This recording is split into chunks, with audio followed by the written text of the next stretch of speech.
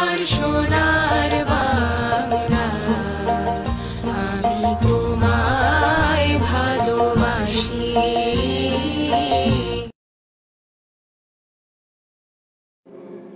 মাই dear learners, Ataur Rahman Bhuiyan school কর্তৃক আয়োজিত আজকের অনলাইন ক্লাসে তোমাদেরকে আন্তরিক শুভেচ্ছা ও অভিনন্দন।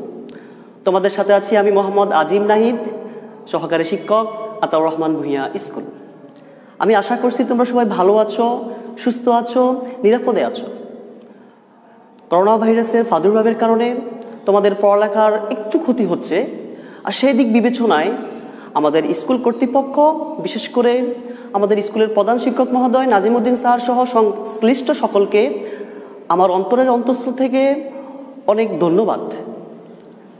আজকে আমি তোমাদের সাথে আলোচনা করব ক্লাস 6-7-এর অন্যতম একটা topics, right form of verbs.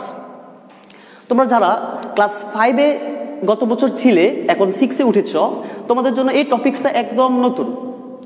আর যারা 7-এ আছো, গত বছর তোমাদেরকে রাইট ফর্ম অফ ভার্ব নিয়ে অনেক আলোচনা করা হয়েছে। আজকে আমি ইনশাল্লাহ in details right form of verbs নিয়ে আলোচনা করব। প্রথমে আমাকে বুঝতে হবে সেন্টেন্সে ভার্বের বিভিন্ন আকার হতে পারে। সেই ক্ষেত্রে ভার্বের সেন্টেন্সে যে কোনো সেন্টেন্স হোক, ভার্বের 6টি আকার বা 6টি রূপ বলতে পারো ফর্ম। প্রথম ফর্মটি হচ্ছে প্রেজেন্ট ফর্ম, আমরা সেটাকে সংক্ষিপ্ত রূপে B1 দিয়ে ব্যবহার করতে পারি। প্রেজেন্ট ফর্মে আবার দুটি রূপ, বেস ফর্ম যেমন গো, ডু, ইট। 2 নম্বর হচ্ছে এস বাই এস ফর্ম, ভার্বের সাথে এস বাই এ যোগ করে, যেমন কি গোস, ডাজ, ইটস। 3 নম্বর ফর্মটা হচ্ছে ফার্স্ট ফর্ম, অর্থাৎ যেটাকে আমরা সংক্ষিপ্তভাবে বলতে পারি B2, ওয়েন্ট, ডিড, যেটা গো বা ডু এর ফার্স্ট ফর্ম। 4 নম্বর রূপটা হচ্ছে পিপি, যেটাকে আমরা বলতে পারি ফার্স্ট পার্টিসিপাল ফর্ম, আর সংক্ষিপ্তভাবে বলতে পারি B3, যেমন কি গো এর ফার্স্ট পার্টিসিপাল ফর্ম হচ্ছে গন, ডু এর ফার্স্ট পার্টিসিপাল ফর্ম হচ্ছে ডান। 5 নম্বর ইনফিনিটিভ। ইনফিনিটিভ অর্থাৎ হচ্ছে 2 প্লাস ভার্ব। ইনফিনিটিভ মানে হচ্ছে 2 প্লাস ভার্ব, আর ভার্বটা হবে V1, অর্থাৎ to go, to do, to eat. 6 নম্বর ফর্মটা হচ্ছে প্রেজেন্ট পার্টিসিপাল, অর্থাৎ B1 প্লাস আইএনজি। যে কোনো ভার্বের B1 এর সাথে আইএনজি যোগ করলে সেটা হবে present participle, going, doing, eating, etcetera. My dear learners, আশা করি তোমরা বুঝতে পারছো। এখন আমরা আলোচনা করব রাইট ফর্ম অফ ভার্বসের রুলস সম্পর্কে, অর্থাৎ সঠিক উপায়ে ভার্বের ব্যবহার। প্রথমে আমাদেরকে জানতে হবে কোনো সেন্টেন্সের সাবজেক্ট যদি প্লুরাল হয়, অবশ্যই ভার্ব প্লুরাল হবে। আর কোনো সেন্টেন্সের সাবজেক্ট যদি সিঙ্গুলার হয়, অবশ্যই ভার্ব সিঙ্গুলার হবে। Is it clear my dear learners? তোমরা এক্সাম্পলে বুঝতে পারবে। বোর্ডে একটা এক্সাম্পল লেখা আছে, the boys ভিপ swimming in the pond. দেখো সেন্টেন্সের সাবজেক্ট দি বয়েজ, বয় থেকে বয়েজ, অর্থাৎ প্লুরাল। সাবজেক্ট যদি প্লুরাল হয়, আমরা জানি ভার্ব কি হবে? প্লুরাল হবে, অর্থাৎ বি ভার্ব মানে am, is, are, was, were, এগুলো থেকে আমরা ব্যবহার করব প্লুরাল ভার্ব, অর্থাৎ are. The boys are swimming in the pond. The answer is are. 2 number sentence, he be running। দেখো সাবজেক্ট হি অর্থাৎ থার্ড পারসন সিঙ্গুলার। সে সূত্রে আমরা জানি সাবজেক্ট যদি সিঙ্গুলার হয় তাহলে ভার্ব অবশ্যই সিঙ্গুলার হবে। সেই ক্ষেত্রে ভি ভার্বের সিঙ্গুলার হচ্ছে is, he is running.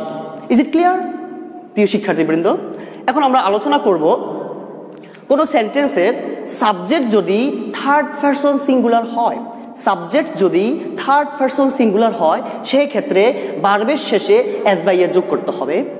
Example দিকে ফলো করো, she to speak the truth. দেখো সাবজেক্ট শি, আমরা জানি she third person singular. So এই ক্ষেত্রে টু স্পিকে আমরা রাইট ফর্মটা হবে স্পিক্স, কারণ আমরা জানি সাবজেক্ট থার্ড পারসন সিঙ্গুলার হলে তার ভার্বের শেষে এস বাই এ যোগ করতে হয়। Is it clear? দ্বিতীয় example, Kamal to go to school. দেখো Kamal third person singular, the name of anything, it's also another kind of third person.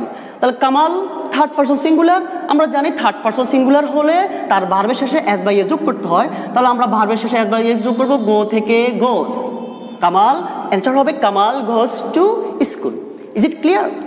3 number rules হচ্ছে সেন্টেন্সে always, often, regularly, usually, generally, normally, frequently, sometimes, occasionally, in summer, এভাবে আরও অনেক শব্দ আছে, ইত্যাদি শব্দগুলো যদি থাকে অবশ্যই সেই সেন্টেন্সটি, উক্ত সেন্টেন্সটি B1 অর্থাৎ প্রেজেন্ট ইনডেফিনিট টেন্স হবে। মাথায় রাখবা, এই শব্দগুলো যে কোনো একটি সেন্টেন্সে থাকলে সেই সেন্টেন্সটি B1 অর্থাৎ প্রেজেন্ট ইনডেফিনিট টেন্স হবে। মাই ডিয়ার লার্নার্স, এক্সাম্পলে তোমরা একটু ক্লিয়ার হতে পারবা।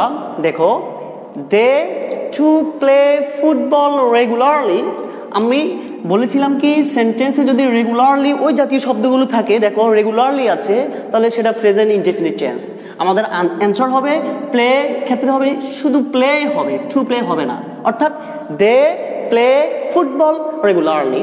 দ্বিতীয় example, Jerry always to speak the truth. এটার সঠিক অ্যান্সারটা হচ্ছে, দেখো সেন্টেন্সে অলওয়েজ আছে, আমরা জানি সেন্টেন্সে অলওয়েজ থাকলে প্রেজেন্ট ইনডেফিনিট টেন্স, সেই ক্ষেত্রে টু স্পিকের ক্ষেত্রে হবে speaks, because of subject Jerry third person singular, আমরা এস বাই এর যোগ করলাম, আর speak B1 present indefinite tense. I hope you are clear. My dear learners, সেন্টেন্সে ডু, ডাজ, ডিড থাকলে যখন সাবজেক্ট নিজে কাজটি করে সেক্ষেত্রে B1 হবে, B1 অর্থাৎ ভার্বের B1 present form. He does not, সেন্টেন্সে কি আছে? ডাজ আছে, ডাজ নট আছে, সেক্ষেত্রে আমাদের কি করতে হবে? টু গো হবে না বা ওয়েন্ট হবে না, B1 শুধু কি হবে? গো। সেন্টেন্সে ডু, ডাজ, ডিড যে কোনো একটি ডিড আছে, সেক্ষেত্রে হবে টু গেটের ক্ষেত্রে অনলি গেট হবে, অর্থাৎ we did not get it, he does not go to Dhaka. I hope you are clear. My dear learners, সেন্টেন্সে মডাল অক্সিলারি ভার্ব যে কোনো একটি, অর্থাৎ can, could, shall, should, will, would, may, might, have to, has to, had to, had better, need, dare, ought to, use to, অর্থাৎ এই সমস্ত modal auxiliary verb থাকলে V1 হবে যখন সাবজেক্ট নিজে কাজটি করবে। A student should to learn his lessons. দেখো শুড আছে, আমরা জানি শুড মডাল অক্সিলারি ভার্ব, শুডের পরে ভার্বের প্রেজেন্ট ফর্ম। টু লার্নের ক্ষেত্রে হবে only learn. Clear? My dear learners, পরবর্তী রুলসে আমরা সেন্টেন্সে had better, had rather, would better, rather, sooner, need, must এই জাতীয় শব্দগুলো থাকলে B1 হবে অবশ্যই, সেক্ষেত্রে B1 হবে। এক্সাম্পল আমরা একটু ক্লিয়ার বুঝতে পারবো। You had better to leave this place. দেখো সেন্টেন্সে হ্যাড বেটার, আমরা জানি কি সেন্টেন্সে হ্যাড বেটার, উড বেটার এই জাতীয় শব্দগুলো থাকলে B1, তাহলে এখানে টু লিভের জায়গায় কি হবে? শুধু লিভ, অর্থাৎ you had better leave this place because of সেন্টেন্সে হ্যাড বেটার আছে। পরের রুলসে আমরা সেন্টেন্সে লেস্ট এরপরে কোনো সেন্টেন্সে লেস্ট আছে, তাহলে লেস্ট এর পরে subject plus should plus B1। মাথায় রাখতে হবে স্ট্রাকচারটা, subject plus should plus B1, সেটা হচ্ছে লেস্ট এর ক্ষেত্রে। লেস্ট এর ক্ষেত্রে এক্সাম্পলে একটু ক্লিয়ার হতে পারবা।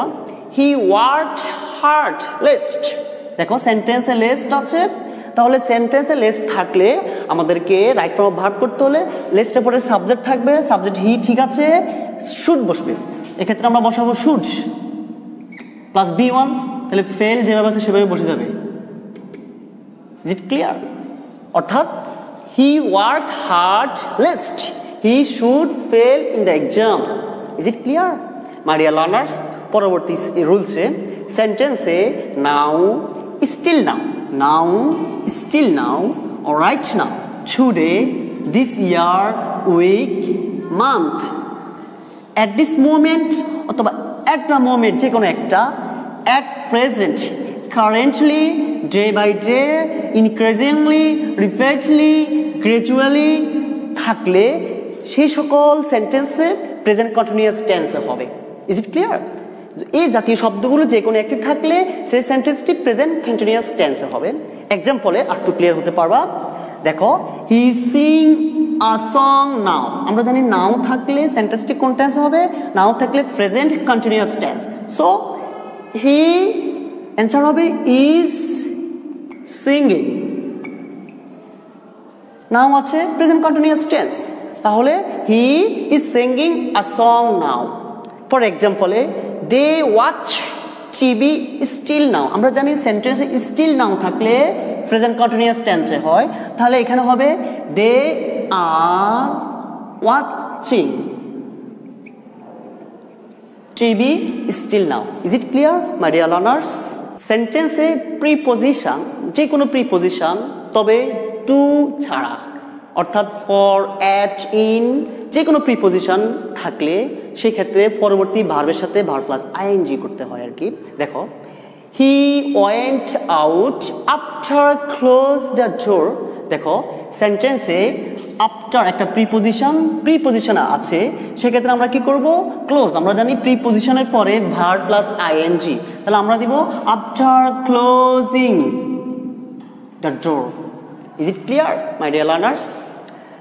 একটা এক্সাম্পলে I was fond of play cricket. আমরা জানি সেন্টেন্সে প্রিপোজিশন থাকলে তার পরবর্তী ভার্বের সাথে verb plus ING. So play থেকে প্লেইং, অর্থাৎ I was fond of playing cricket. Is it clear my dear learners? আর আমরা জানি টু এর পরে বি ওয়ান অর্থাৎ বেস ফর্ম হয়। প্রিপোজিশন, সকল প্রিপোজিশনের পরে verb plus ING, but to এর পরে বি ওয়ান হয়। এক্সাম্পলে a piece of land was given to make garden. Make, আমরা জানি টু এর পরে কি হয়?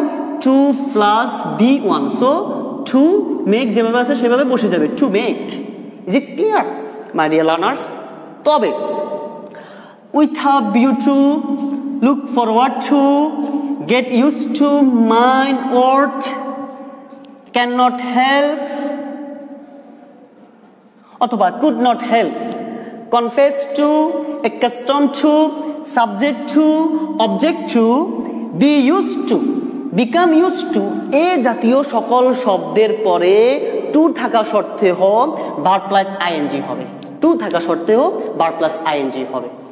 মাই ডিয়ার লার্নার্স, আমরা এক্সাম্পলে আর একটু ক্লিয়ার হতে পারবো। দেখো, the men prayed to Allah with a view to get relief. দেখো, সেন্টেন্সে উইথ আ ভিউ টু, আমরা জানি with a view to, look forward two, এই জাতীয় শব্দগুলোর পরে ভার্ব প্লাস আইএনজি, তাহলে গেটের ক্ষেত্রে আমরা দিব গেটিং। Is it clear?